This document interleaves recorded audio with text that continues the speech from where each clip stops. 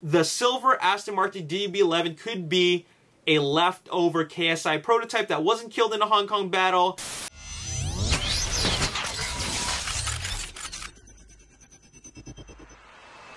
What's up, Ragin Nation? How's it going? This is Alex Yu, and you're watching The Road to TF5. This is just Webster's. We're talking about Transformers last night. This is episode number 74, and we're going to start off with birthday shoutouts, and they go out to Raving Randeniage, Aston Hart, and Money64. Happy birthday to all y'all. Hope you have a good one, and thank you for your support at the Ragin Nation. So, filming is underway in London, and we've seen a lot of stuff, specifically car chases. Car chases between Bumblebee, Barricade, and now they just recently added Hot Rod. Hot Rod just made his vehicular debut recently, and the very first photo was taken by Alex Liu on Instagram. He posted the very first photo, and this is our first look at Hot Rod in his vehicle form, and this shows us that he is involved with the Bumblebee Barricade chase. And I'm just thinking that with Hot Rod being Bumblebee's brother-in-arms, he's going to help out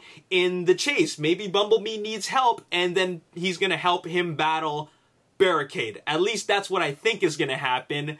Anyways, of course, as filming continues, we're going to see more photos from fans and people that are passing by with their camera phones. And these photos were taken from Hassie, aka Hasnain Aslam. Thank you for taking these photos. Here is a front shot of Hot Rod. Check that out. Transformers 5 shooting at St. Paul's Cathedral, London. Now here's the back of Hot Rod and Bumblebee. Check out those lights. Pretty cool. And they're inside a trailer, a double-decker trailer. And then here is Bumblebee. There's a double-decker bus right behind him. And here is, of course, Barricade. And there's something very interesting that you notice about these particular photos, and that is it's all wet. It's raining. It's a wet day for filming, and you can see the road is all wet, and the cars have water droplets on them. And from what I understand, this is a continuation of the car chase that took place in Detroit. Now, if you don't already know, Detroit was actually standing in for London. They dressed up a particular area of Detroit, like the streets of Detroit, like the streets of London. And that was a sunny day of filming. It was sunny. It was not raining, but here it's raining. And that is going to affect continuity. After all, the Transformers live action films aren't exactly the best when it comes to continuity. I remember that scene at the very, very beginning of the blackout I guess, battle. And the very first 5 minutes of Transformers, it went from daytime to nighttime all of a sudden. So they gotta work on their continuity, and it looks like this could be another example of that. But you know what? We'll see how they handle that. Anyways, the next vehicle that we saw that made its debut in the London set, or rather the London filming, was a silver Aston Martin DB11. This photo was taken by Philip Osborne and shared on Sabretron.com.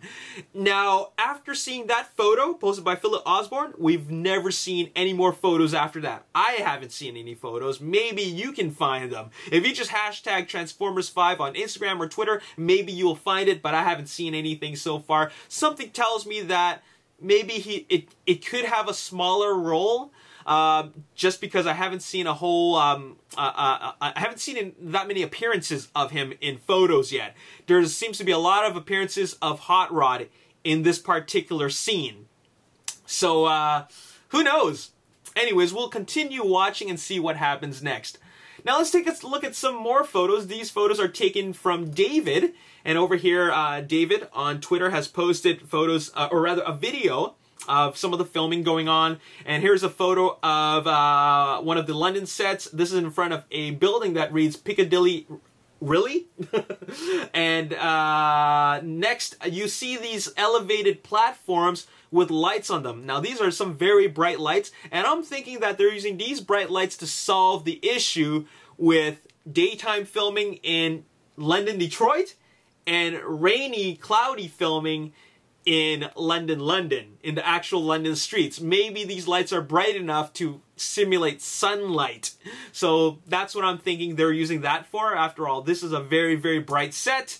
And of course, something very, very huge is the appearance of Sir Anthony Hopkins arriving on set as a live-action actor. Now, I say that because when they announced that Sir Anthony Hopkins was going to be a part of the cast for Transformers last night, I wasn't sure if he's going to be a voice actor or an actual live-action actor, or maybe even both. But the rumor was originally that he was possibly going to be voicing Cogman, because Cogman was supposed to be an Aston Martin who has an English accent. And the rumor was that Anthony Hopkins was going to voice him. It doesn't look like that is going to happen. Well, at least as far as I know from this video. And Anthony Hopkins did mention on the Snapchat the Transformers Snapchat account that he was going to appear on set on London. So that right there is our confirmation that Anthony Hopkins is going to be playing a live-action human character in Transformers Last Night. Now, obviously his role, his human role, has some sort of significance to the story. And I'm just going to throw this out here. It's speculation time. My theory is that Anthony Hopkins plays a character whose bloodline extends all the way to King Arthur. His ancestors were King Arthur and maybe some of the Knights of the Round Table. Maybe even Merlin. But anyways, I believe, and this is just my speculation, that his bloodline extends all the way to King Arthur, and a story was passed on for so many generations that he knows about. As a matter of fact, maybe even an artifact was passed on for so many generations, and now onto his generation. That's just the theory, okay? That's what I'm speculating, because obviously his character has some sort of significance. What is it all about? That's what I'm thinking is what his character is about, and he knows it. After all, the theme in all the Transformers films in the past is that there is an artifact that came from some time in history that was passed on to now, whether it be the Allspark, whether it be the Matrix of Leadership, or the Seed, or the Pillars. Who knows? Anyways, right now I want to share with you this YouTube comment. This was a YouTube comment from Chelsea Quartz Cheddarshi. What if KSI made Cogman? Like, he regrets his involvement in the events of Age of Extinction, so he decides to start making Autobots to help Optimus and the others. Well, I don't know how to respond to that. In fact, I don't like the idea of the KSI prototypes. I saw them enough in Age of Extinction. I don't really see them. I don't really want to see them in The Last Night. But something tells me that with Stanley Tucci being back in the picture and his character of Joshua Joyce, the KSI prototype technology still exists. The silver Aston Martin DB11 could be a leftover KSI prototype that wasn't killed in a Hong Kong battle. And also, this McLaren 570S. Check this out. This photo of the red McLaren 570S was posted by Steve Mason, and it looks like a new addition to the robot cast. And I hate the idea of KSI prototypes spilling over to Transformers Last Night. I want to see actual Transformers, but something tells me that there's a possibility that the silver Aston Martin DB11 and this red McLaren 570S are prototypes, KSI prototypes. Now that Joshua Joyce is back in the picture, it could be possible that these are KSI prototypes, especially considering that in Transformers Age of Extinction and the Hong Kong battle, a McLaren, a Maserati, Ferrari, Aston Martin, they were all KSI prototypes. And now we're seeing a McLaren and an Aston Martin DB11. They could be KSI prototypes. So check this out. June Jeffries on Instagram posted a photo of the McLaren 570S looking really nice. And check out this YouTube channel. It's from the TFJJ, and they posted a video of not only Hot Rod, but also the McLaren 570S driving along the streets of London. And it's titled First Lamborghini Centenario in London, Engine Sounds on Set of Transformers with Michael Bay. I'm going to leave you a link on the description box below, and it shows some pretty cool driving scenes, and that's going to be fun to watch. Now, the last photo of the McLaren 570S I'm going to show to you is posted from comingsoon.net, and I feel that this photo is very, very significant. Very significant to the story. We have the McLaren 570S, and Anthony Hopkins is in the passenger seat. Not the driver's seat, the passenger seat. Now, the plot thickens. I'm looking inside this vehicle, and I'm trying to find out if there's actually a driver in there. Obviously, there's a stunt driver in there. But when we watch the movie, is there actually going to be a stunt driver? Like, is there going to be an empty seat and it's going to just be driven by KSI prototype? Like, you know, the AI? Or is it going to be a hologram driver? Or is there actually going to be a human driver? I don't know right now, but if that seat is actually empty when we watch the movie, it could possibly represent that Anthony Hopkins is actually captured by whatever this McLaren 570S is, whether it be a KSI prototype or an actual Decepticon. He's captured, he's driven and held against his will, and there's something that the bad guys want. The bad robots want something from him, and that's why he's in this vehicle. And that's what I'm speculating. Either that, or that McLaren 570S is actually the friend of Sir Anthony Hopkins, but I think that's a little bit too out there. That's a little bit too far-fetched. I think he's actually kidnapped by bad robots. Because he holds the bloodline of King Arthur, he has some information, or he knows the location of the artifact, or he has the artifact on him. So, that's what I'm thinking. That is my theory. What do you guys think about that? Let me know in the comment section below. And now, what I'd like to do next is talk about, do Twitter questions. But this Twitter question is something I think is worth talking about and worth discussing further into detail. I'm really only going to answer one Twitter question, and it's one Twitter question from Courtney Richardson. And the question is, why are you so set on medieval shots being from time travel and not a flashback? Now, after that question, I decided that it would be, you know, that is a worthy question. That's a very good question. That's a worthy question of starting up a conversation. So we started up a conversation, and I responded with, it will be a combination of both. And she responded with, but why? What evidence? I know it's still early, but you seem pretty sure. And my response was, there was a G1 episode which had the Transformers walk through a portal located in the center of Stonehenge, which teleported them to medieval times, but that's it. And that G1 episode I'm referring to is, of course, a Decepticon raider in King Arthur's court. We had Ramjet, Ravage, Starscream, Spike, I think it was Hoist, and Warpath. They all walked like through Stonehenge, and they walked through it like a time portal, like in the center of Stonehenge, and they automatically got teleported into medieval times, King Arthur times. So that's really the only evidence, or rather, I won't say evidence, but actual, I guess, theoretical evidence that I have to support my theory that it will be a combination of flashbacks and actual time travel. And the conversation continues. I just don't feel convinced there's time travel. The last four all had flashbacks. I'm not saying they need to stick to the formula, but it seems too far a stretch for the universe they've built. And after putting some more thought into it, my response was, you're right. There is currently no evidence that would support time travel, but it would definitely break the formula. As soon as there is photographic evidence of a US soldier or a modern day character with a medieval knight, then we will know.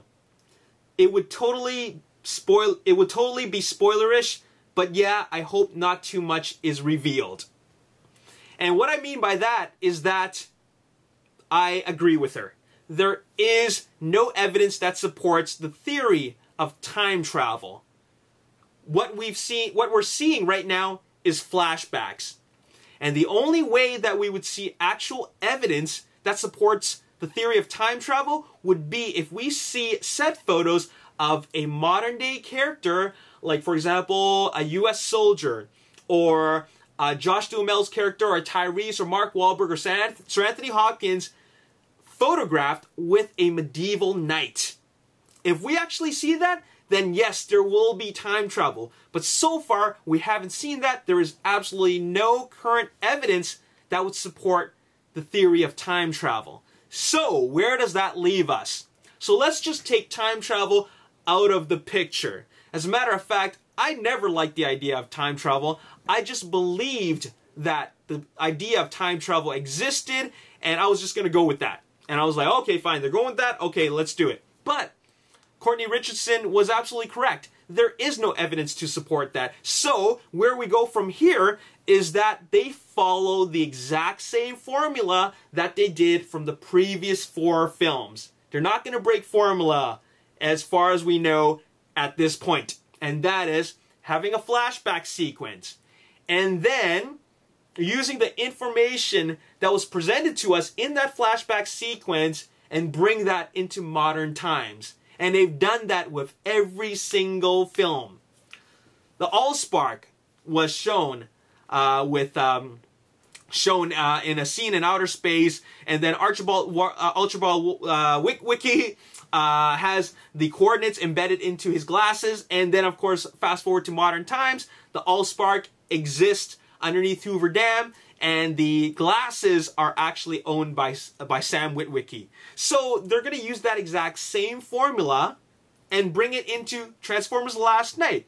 Now, obviously the flashback sequences with the medieval knights, it's going to be pretty significant. It's going to be pretty significant. It's going to be pretty huge. Apparently, there's going to be a big battle between Saxon invaders and King Arthur's knights. So this is going to be a pretty big deal. But it looks like they're going to put more details into the flashback sequence, and then have Sir Anthony Hopkins be that connection between the modern day,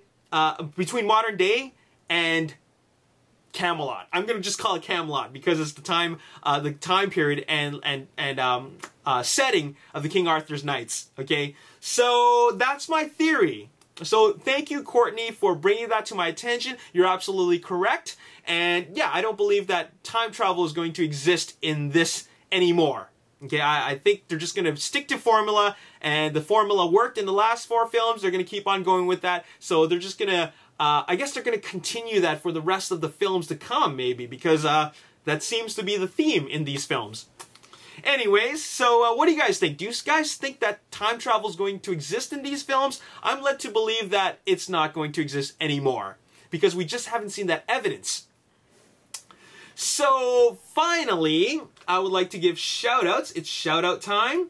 And if you followed me on Twitter and you retweeted my last video, I would give you a shout-out. Shout-outs go out to Heather Enders, Teresa Hende, Knight Kathleen, Lilia Locke, Master Builder 1, who else is there? There is Catherine Reed, Aaron Perry, and Chi Town ST1 Guh. Thank you for following me and retweeting my video. I really, really appreciate it. And now I would like to leave you guys with a question. I have been reading all your comments on Twitter, on YouTube, and Facebook. And apparently, a lot of you guys want dead characters to come back. Starscream, Jazz, Ironhide, Ratchet. These are the four main guys that you want to see come back. And I have a question for you guys. Why do people want all these dead characters back? Why not bring in new ones? Why are people so, I guess, feel so strongly about bringing back old and dead characters? Starscream, Jazz, Ironhide, Ratchet. Why? Why do you want to see them back? They had their moments. Let's say that in the Transformers live action films, they're only allowed to have 5 to 7 Autobots and 5 to 7 Decepticons. By bringing back old and dead characters, that's going to prevent new characters from entering into the live action universe. So why would you want that? Don't you want to see new characters? Don't you want to see new toys? I would love to see both. New characters and new toys. And I just think that it's not ideal to bring back dead characters. Instead of bringing in Starscream, I would like to see Ramjet, or Thrust, or Dirge, or Thundercracker, or Skywarp. You know what I'm saying? Why bring back Starscream? Instead of Jazz, or Ironhide, or Ratchet, I would like to see Infernal, Grapple, Red Alert, Sunstreaker. You know what I'm saying? So, you know, I think the idea of having these dead characters come back is just not a very good one, and I think it's time to let go. I think it's time to let go. It's time to move on, bring in some new characters, because that'll really make the franchise more exciting when we get to see these new characters, new interactions, and of course new chemistry between these new characters, and we get to learn to know them, learn to love them, learn to get attached to these characters, and we're gonna have a good time. Anyways, that's all I gotta say in this episode. Of course, we're gonna have more episodes because Transformers will still be filming, and they're gonna be filming all the way from September throughout October. Really, really exciting stuff. They gotta head to Norway and Iceland and potentially Mongolia. So much stuff left to talk about. So make sure you stay subscribed. Make sure you are following me in all my accounts. And as always, if you enjoyed this video, you want to see more, hit the like button, subscribe to YouTube channel, like me on Facebook, The Ragin Nation. Also follow me on Twitter, Ragin Nation. My name is Alex. Thanks for watching. I'll see you next time. Peace. Keep in mind that the production obviously wants to make this film bigger than Age of Extinction. So one way they